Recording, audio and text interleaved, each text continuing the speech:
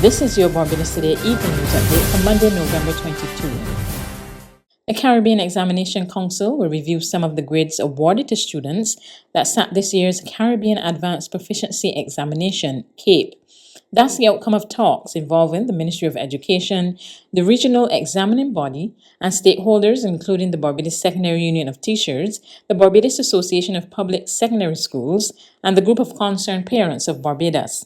Following the release of this year's results, the ministry said that some of the grades awarded did not align with expected grades. The ministry says the new grades will be released next week, and government will then announce this year's Barbados Scholarship and Exhibition winners. The 7th Annual Caribbean Sustainable Energy Forum began here today against the backdrop that sustainable development for the region, whether utilizing alternative or renewable energy, must now be at the forefront of efforts for Caribbean economies. Delivering the feature address at the event, Energy, Small Business and Entrepreneurship Minister Kerrie Symmonds said this transformation will only occur through a revolution of the region's energy sector. Our small, open and vulnerable economies are particularly sensitive to the disequilibrium and the volatility caused by the impact of rising global temperatures. This, coupled with our geographic predisposition of being exposed to sudden and disastrous exogenous shocks, including natural disasters, places us all on the front line in the fight against climate change.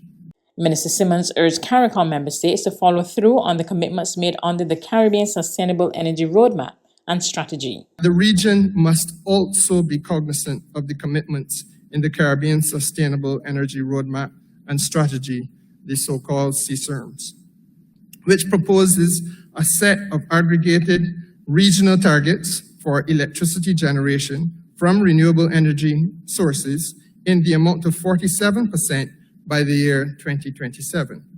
We must therefore urge that each member state now explore and exploit the available renewable options unique to each of our own countries. I will be the first to acknowledge that it has been difficult in recent times to align the needs of the many so as to achieve the objectives of the CARICOM energy policy with respect to the leveraging of financing. Youth Minister Dwight Sutherland today assured government will invest all necessary resources to tackle the crime scourge.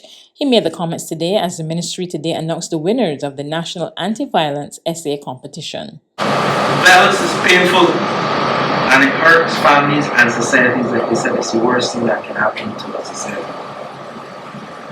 It requires us to inject significant resources into our justice system. We spend a lot of money in the prison, we spend a lot of money dealing with the justice system on a whole.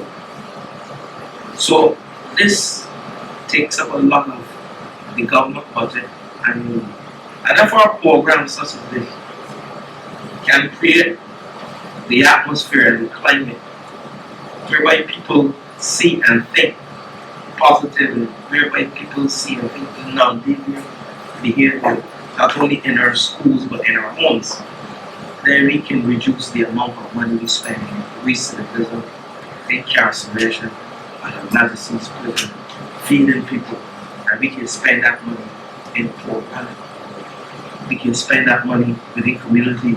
In today's COVID-19 update, new cases reported for Sunday numbered 149, 63 males and 86 females from 1,241 tests conducted by the Best of Santos Public Health Laboratory. The positive cases comprised 33 persons under the age of 18 and 116 who were 18 years and older. There were 715 people in isolation facilities and 7,531 in home isolation.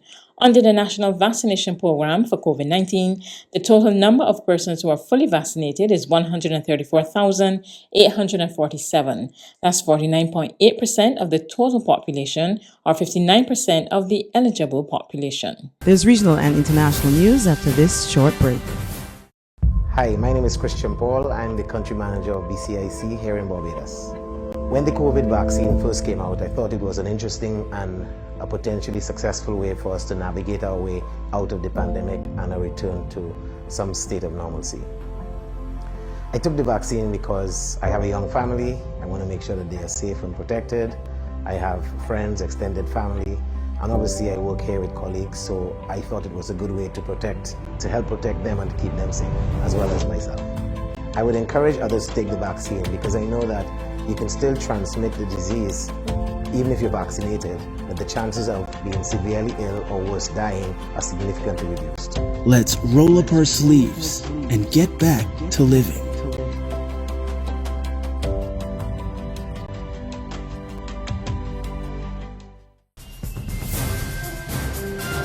To regional news, the Jamaica Police Association is raising concerns about the welfare of its members operating in the states of emergency. We get more in this report from Television Jamaica. It's been 8 days since Prime Minister Andrew Holness declared states of public emergency in 7 police divisions across the island, and already there are echoes of distress among some officers on the front line. According to the chairman of the Police Federation, Corporal Rohan James, a lack of resources continues to be a problem. What we have found is that our employer, the government, has failed to provide all the requisite support to enable the members to continue to give service in a condition that we believe that it is more adverse now than ever before. Corporal James says changes must be made to the long hours members of the JCF are stationed at a checkpoint under the SOE without release. This while he says members of the Jamaica Defence Force are rotated every 4 hours. There are some fundamental changes that are required if we are supposed to sustain health and well-being. We cannot continue to operate the human being as a machine. Police officers are now even more concerned that wage talks have not been settled. Yet, they are being asked to spend extra hours because of the states of emergency. Former Deputy Commissioner of Police Novlet Grant says the police should be paid better. And if you strip it down to its barest minimum of just somewhere to live, basic utility of light, water, and cooking gas and food and so on, you realize that they are in a dire strait. They are in seriously dire strait. In the meantime, the Federation head is again calling for the government to do more as it relates to the welfare of its members.